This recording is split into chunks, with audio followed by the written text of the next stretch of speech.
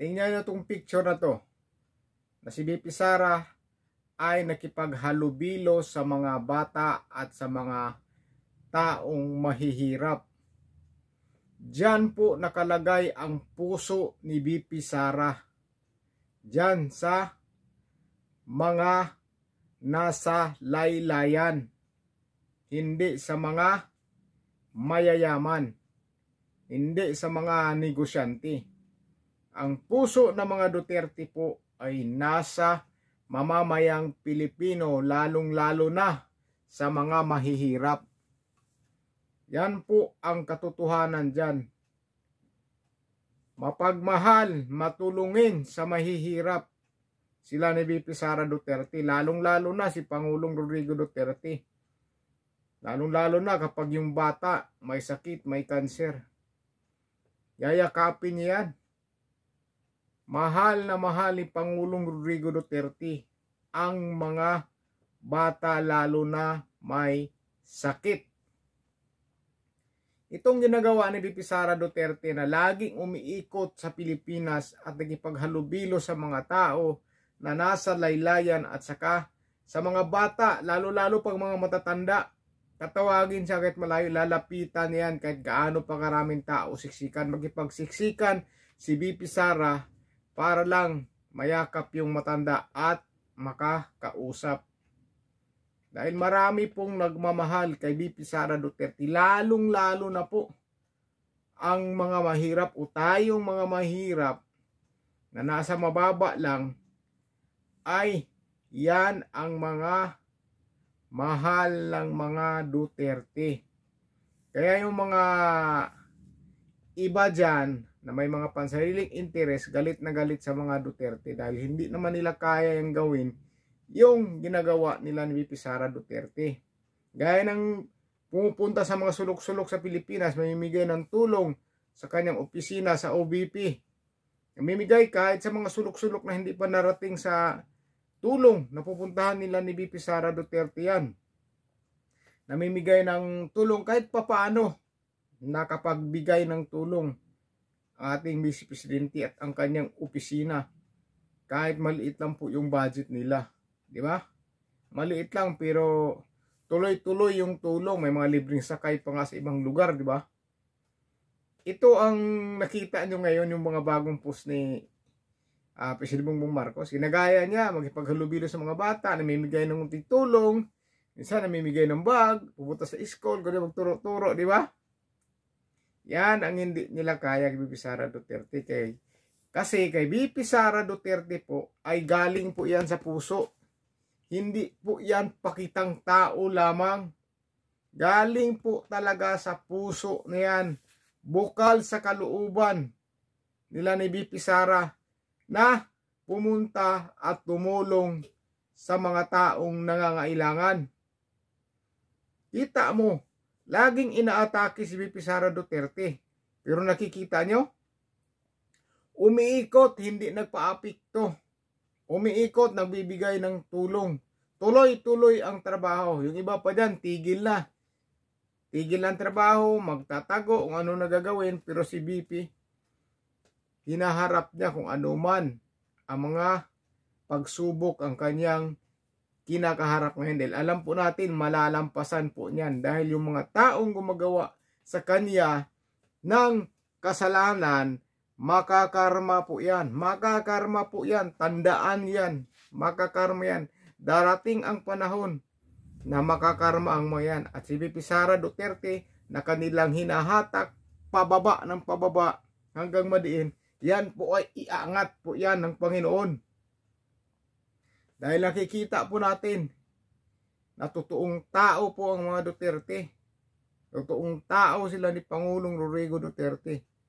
Ang puso nila ay para sa masa, hindi para sa mga mayaman at sa mga politiko. Di ba si BP Sara Duterte, walang kumparing politisya niya na ginakuha niyang kumpare, anak ng binyag na. Sinabi niyan, wala siyang trupa-trupa niya ng mga politiko. Ngayon, di ba? Pinagkaisahan siya, ang daming umakusa sa kanya, kung ano sabihin. May iba dyan, kahit paulit-ulit na lang sinasabi nila, paulit-ulit. Di ba? Napapanis ang laway nila, paulit-ulit ang sinasabi nila tungkol kay VP Sara Duterte. Si Dilima, paulit-ulit lang yan. Paulit-ulit.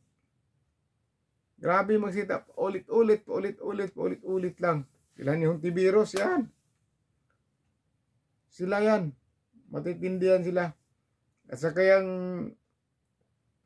ibang congressman na lagi nag-rally dyan. Yan, mga gigil na gigil yan sila sa impeachment ni Sara Duterte. Gigil na gigil sila.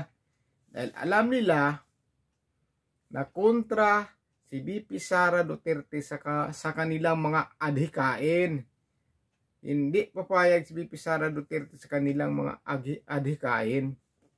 Kaya sila naman, pinagtulong-tulungan nila ngayon si VP Sara Duterte at pabor nila ngayon dahil yung administrasyon parang kumakampis kanila, di ba? Si VP Sara Duterte, nag-iisang humarap. May mga tumutulong naman sa kanya, mga kaibigan, mga sumusuporta. Pero mas marami yung mga nasa katungkulan niya na grabe, gusto siyang pabagsakin po talaga. Pero ang taong bayan, majority sa taong bayan, hindi po papayag na ganun ang gagawin nila kay VP Sara Duterte. Dahil mahal na mahal po ng taong bayan si VP Sara Duterte at gusto nila na si VP Sara Duterte ang magiging susunod na Pangulo. Dahil nakikita ng karamihan na si VP Sara o kay VP Sara Duterte may pag-asa ang bayan natin. Dahil magtatrabaho ng maayos yan. Tutulong sa mga nangailangan, hindi pababayaan ang bayan. Yung mga korupsyon na yan, sigurado lilinisin na yan. Kaya dyan sila takot na kapag si VP Sara makaupo, yung korupsyon o yung mga nambubulsa ng pira ay mawawala yan o mawabawasan ng napakalaki. May sigurado dyan, may matitira pa talaga eh. Yung mga grabe kung magtago, pasingit-singit. Pero karamihan dyan, mawawala yan. Malilinis po yan. Maaayos po ang ating bayan. Dahil marami po ang matatakot dyan, gumawa ng kalukuhan kapag si VP Sara na po ang magiging Pangulo. Kaya pilit nila ngayon, ibagsak si VP Sara Duterte at hindi makakatakbo sa 2028 presidential election dahil alam nila na hindi sila mananalo kay VP Sara Duterte. Hindi nila idadaan sa patas na labanan. Eleksyon.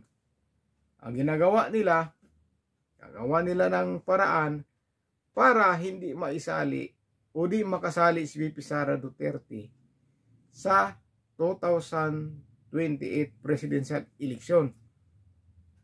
Pilit nila i-impeach yan. Pilit. Pero ang taong bayan hindi po papayag.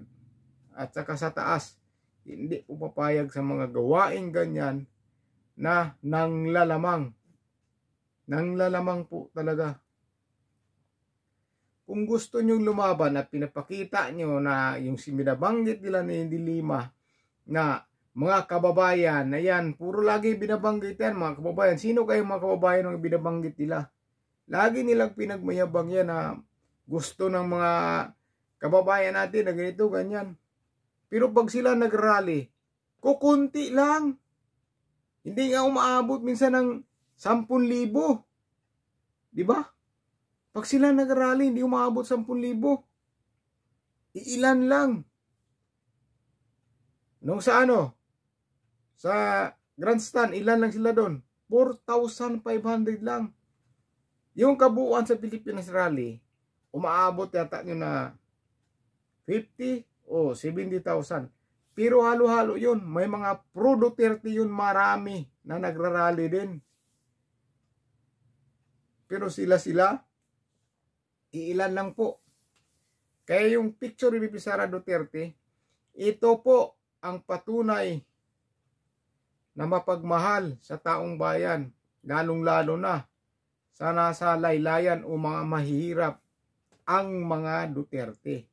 Mahal nila ang bayan at ayaw nilang inaabuso ng sino-sinong tao na nakaupo sa pwesto. Kaya tandaan po natin mga kababayan, si VP Sara, pag-asa ng bayan.